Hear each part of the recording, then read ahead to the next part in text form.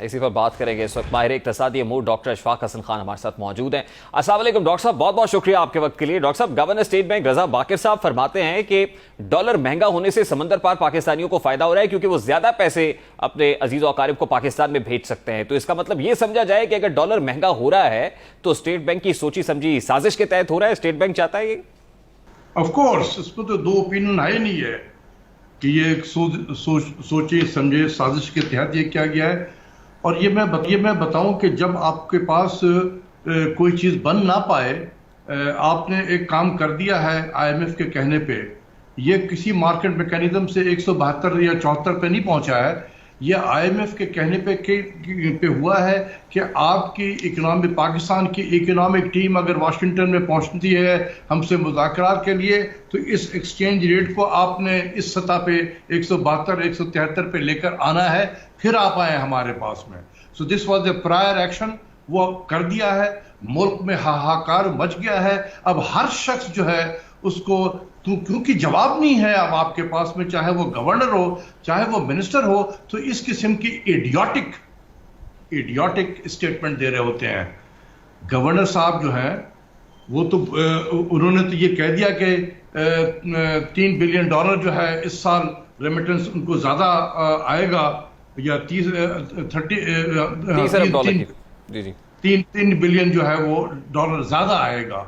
और चूंकि 10% currency devalue हो गया है, तो इससे तकरीबन 520 बिलियन रुपया एडिशनल चला जाएगा उन फैमिलीज में। 500 बिलियन रुपया उन फैमिलीज में एडिशनल चला जाएगा। तो भाई कितने हैं पाकिस्तान में वो लोग जो एक्सपैट्रिएट पाकिस्तानी के जो है उनके रिश्तेदार हैं और उनके डॉलर पे वो डिपेंडेंट है। शायद यही वजह है कि कुछ लोग ये तजवीज कर रहे हैं कि स्टेट बैंक ऑफ पाकिस्तान का नाम state bank of overseas Pakistani रख देना चाहिए, फिर रख देना चाहिए। मैं 22 करोड़ अवाम की बात कर रहा हूं जिसको उन्होंने डेट के जंजीर में जकड़ दिया है। कितना डेट हम पे चढ़ चुका है अब तक। मई 2002 से 2012 मई 2 2021 से मई से शुरू हुआ ना ये सिलसिला, और आज एज वी स्पीक ये तकरीबन 21 रुपए से ऊपर ये करेंसी डिवैल्यू हुई है हमारी।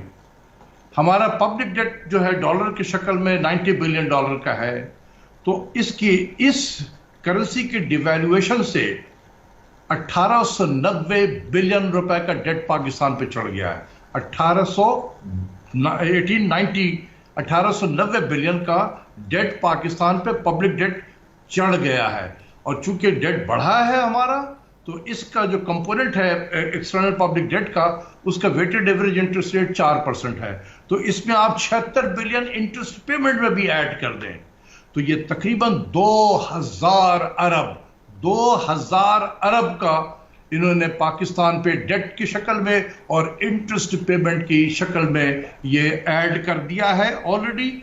तमाम हमारे इंपोर्टेड इनपुट्स जो हैं, जो इंडस्ट्रीज के हैं, तमाम इंपोर्टेड इनपुट्स, उनके लैंडेड कॉस्ट सबकी बढ़ जाएगी। उसी तरीके से इसका इन्फ्लेशन और खासकर फूड इन्फ्लेशन पे बहुत गहरा इसको होगा, इसका इम्पैक्ट, और गरीबों पे सबसे ज्यादा होगा। हम दालें भी इंपोर्ट कर रहे हैं, हम गंदम इंपोर्ट कर रहे हैं, हम चीनी इंपोर्ट कर रहे हैं, हम खुर्दनी तेल इंपोर्ट कर रहे हैं, हर वो चीज, पेट्रोल इंपोर्ट कर रहे हैं। डॉक्टर साहब, मैं इसी तरफ आना चाह रहा हूं कि एक तो आपने बताया कि जो एक्सटर्नल सर्विसिंग है, एक्सटर्नल बर्डन हम पर कितना बढ़ गया है, उसका वॉल्यूम क्या है। दूसरी तरफ जब ये स्टेटमेंट आ रहा है तो at this point in time हमारे फाइनेंस मिनिस्टर साहब कभी न्यूयॉर्क में होते हैं, कभी वॉशिंगटन में होते हैं, बारकैफ आईएमएफ के साथ उनके मुज़ाकरात जो है वो जारी हैं, और आईएमएफ एक इकोनॉमिक आउटलुक रिपोर्ट भी जारी कर देता है जिसमें हौसला अफजा दिखाई देती है कि हमारे यहाँ महंगाई भी कम होगी, बेरोजगारी भी कम होगी, जीडीपी हमारा 4% होगा।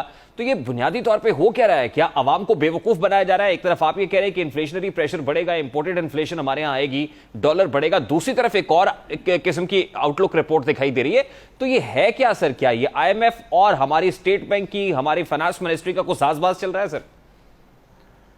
देखिए, साजबाज तो मैं चल रहा है या नहीं चल रहा है, मुझे इतना पता जरूर है, और मैं स्टेट बैंक के गवर्नर के एक्ट्स, जो एक्शन वो ले रहा है, इससे ये साफ पता चल रहा है कि इसने इस मुल्क को तबाह करने के लिए तमाम इकदाम किए हैं। जिस हुकूमत ने इसे गवर्नर बनाया है स्टेट बैंक का, यह पाकिस्तान की मिनिस्ट्री ऑफ फाइनेंस में डिप्टी सेक्रेटरी के लेवल का यह आदमी है। उसको जिस हुकूमत ने इसको गवर्नर बनाया है, उसे कहते हैं ना कि जिस थाली में खाया उसी में छेद किया उसने। इसी हुकूमत को आज सड़कों पे लाकर खड़ा कर दिया है इस शख्स ने। लेकिन मुझे हैरत है इस हुकूमत वक्त पे जो आज तक समझ नहीं पाई है कि ये हमारे साथ हुआ क्या है। बड़े अफसोस के। डॉक्टर साहब, गवर्नर स्टेट बैंक तो पाकिस्तान तहरीक इंसाफ की इकोनॉमिक पॉलिसीज को डिफेंड कर रहे हैं। वहां पे बहुत सारे लोगों की तो ये भी तजवीज है कि गवर्नर साहब ने शायद पाकिस्तान तहरीक इंसाफ ज्वाइन कर ली या उन्हें शामिल हो जाना चाहिए। है ना करी है, ये उनका अपना जाती फेल है। लेकिन अब तक जितने भी इकदाम किए हैं वो पाकिस्तान के नेशनल सिक्योरिटी को उन्होंने नुकसान पहुंचाया है। इन तमाम पॉलिसीज का इंपैक्ट क्या होगा मैं आपको बता दूं। बॉटम लाइन, वन लाइन में डिटेल में टेक्निकल हो जाता है। जी जी। आपका डिफेंस बजट खतरे में है। एज वी स्पीक इस वक्त जो हमारे पास टोटल रेवेन्यू है after giving in to provinces under NFC award, जो बचता है वो इंटरेस्ट पेमेंट को फाइनेंस करने के काबिल है बस। और 50% ऑफ डिफेंस बजट और बाकी तमाम चीजें 50% डिफेंस बजट, बोरोड रिसोर्सेज पे, तरक्याती प्रोग्राम बोरोड रिसोर्सेज पे, सरकारी मुलाजमीन की तनख्वाहें बोरोड रिसोर्सेज पे, जो सब्सिडी दे रहे हैं बोरोड रिसोर्सेज पे है सब। लेकिन आज जो इकदाम किए गए हैं पिछले 3 महीनों से, जो इकदाम हुए हैं 3 से 4 महीनों में, मुझे तो डर यह है कि हमारा इंटरेस्ट पेमेंट इतना बढ़ जाएगा और हमारे रेवेन्यू जो फेडरल रेवेन्यू है वो सिर्फ और सिर्फ शायद इंटरेस्ट पेमेंट को फाइनेंस करने के काबिल हो जाए, आपके टोटल डिफेंस बॉर्डर रिसोर्सेज पे होगी। ये एजेंडा है गवर्नर स्टेट बैंक का। डॉक्टर साहब, ये बड़ी इंपॉर्टेंट बात आप कर रहे हैं कि हमारा डिफेंस बजट खतरे में है और जो फेडरल गवर्नमेंट का रेवेन्यू है वो तो हमारा इंटरेस्ट पे करने में चला जाएगा। तो ये गवर्नमेंट खासतौर पे 18th अमेंडमेंट के ऊपर सवाल करती रही है। फिर आपने कहा एनएफसी अवार्ड्स के तहत सूबों को उनका शेयर चला जाएगा, तो फेडरल गवर्नमेंट की किटी में क्या बचेगा? तो वफाकी हुकूमत तो ऑलरेडी रेवेन्यू सोर्सेज तलाश करने की बात करती है और फिर प्रोविंसेस से ये शकवा भी करती है कि पैसे उनके पास चले जाते हैं। तो वफाकी हुकूमत फिर ऐसे में क्या करेगी डॉक्टर साहब? ये मुझे लास्टली बता दीजिएगा। यही कर रही है जो कर रही है, और क्या कर सकती है फेडरल गवर्नमेंट? ये मैं आपको बता दूं, the ultimate target is your country's defence budget. Ultimate target.